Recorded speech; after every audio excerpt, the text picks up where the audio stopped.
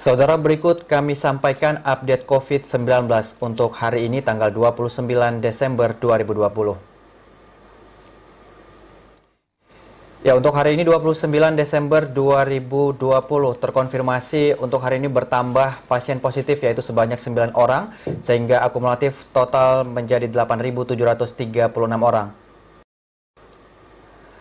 Sementara itu untuk penambahan di kabupaten kota di Aceh, untuk Banda Aceh mengalami penambahan 5 kasus, kemudian di Lok Sumawe 2 kasus dan juga Aceh Selatan 2 kasus.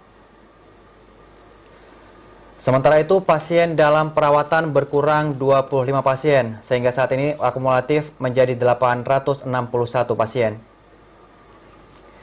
Sementara untuk pasien sembuh bertambah 34 orang, sehingga total menjadi 7.531 orang.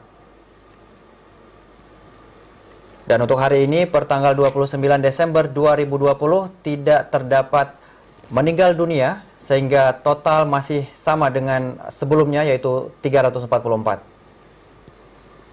Ya, saudara, kami akan kembali